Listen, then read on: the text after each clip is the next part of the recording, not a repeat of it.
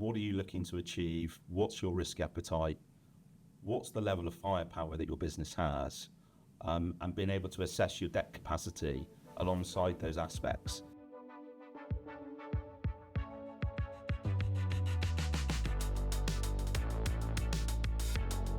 Hello and welcome to Scale, Structure, Sell, the podcast where we help business owners grow and exit their businesses. I'm Chris Dowling, an investment manager at Quilter Cheviot, and here today with me is Sam Farrell from Gambit Corporate Finance, and he specialises in, among other things, M&A and debt advice. Hi Sam. Hi Chris. Thanks for joining us. Thank you. Thanks for having me. In each of our podcasts, we answer a question that we come across with our clients. And for this episode, the question that we're addressing is, I'd like to grow my company using debt. What should I be thinking about? And what should I be doing? What problems are your typical clients trying to solve? Well, typical clients are fast-growing, scaling and family businesses. And quite often they need additional capital to grow and to execute their strategy. And what are their options? Well, typically it's either debt or equity. And how do I choose between them if I'm a business owner? With equity, you're giving away control and ownership. With debt, you typically need cash flow to support it, but you're not giving away any control or equity. And what are our options when we're looking at debt funding? There are considerable options in the debt market, which has changed quite significantly over the last 15 years. There's a plethora of opportunities now across a big pool of funders. There's plenty of debt out there. It's just being able to access that debt. I think a lot of my clients find it quite confusing. There are a lot more options than there used to be. It used to be kind of high street banks and maybe an existing relationship you already had, whereas now there is just a great deal more choice and complexity. There was big changes post the 2008 financial crisis. The high street banks used to drive most of the lending into the market, but that really changed post 2008 and post capital constraints that were put on them by the regulator. And what we saw post then was the emergence of the alternative market, first with challenger banks, the likes of Shawbrook and Virgin Money and others, and then more latterly private credit funds which have entered the market, and particularly now in the markets that we're talking about. So I've got a lot of options in front of me. What are the key considerations that need to be top of mind? Really, it's thinking about, as a business, what are you looking to achieve? What's your risk appetite? What's the level of firepower that your business has?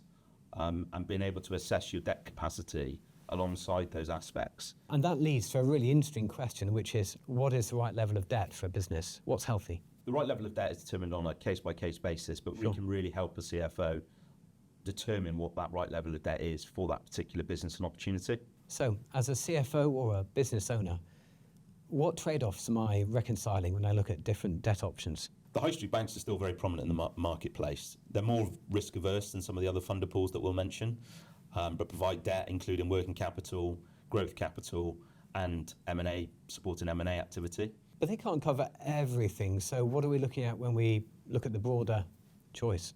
Challenger banks and private credit funds have entered the market. They tend to have a higher risk appetite. They tend to be slightly more dynamic in their nature. Sure. More flexible structures, but with a higher risk premium. There's a higher cost of capital and a higher price for the client. Sam, you're very experienced in this field and you've seen a couple of market cycles.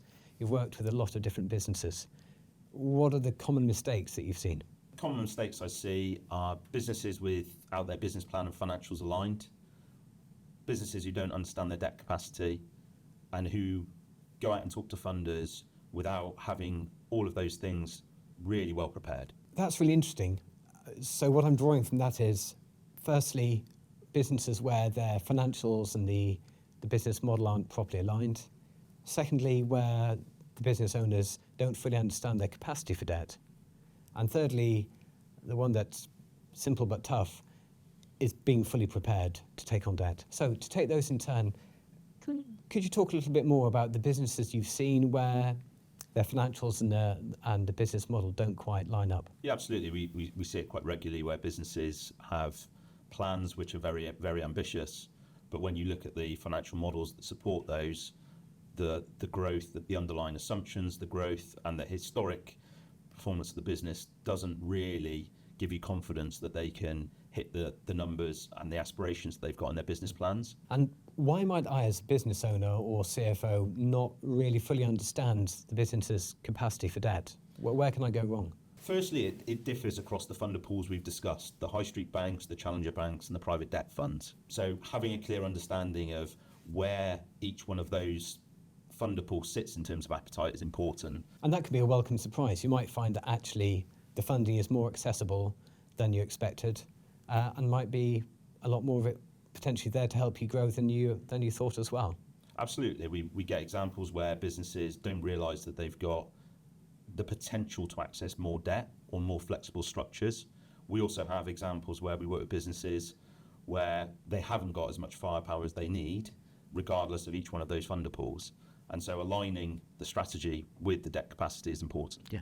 Sam, there is one question that we ask every single guest on this podcast, and that is, what is your strongest professional opinion?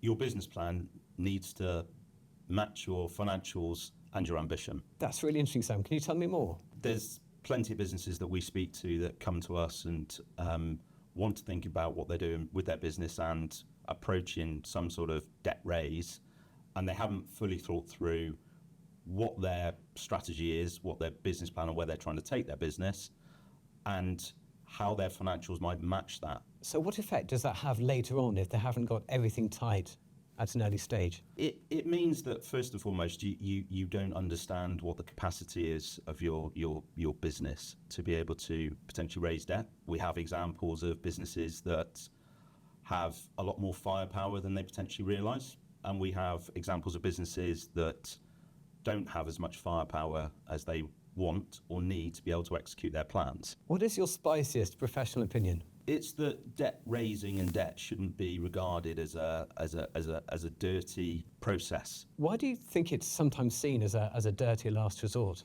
I think debt in general, whether it's business or personal, sometimes seen as quite negative, and it carries a moral stigma. Absolutely.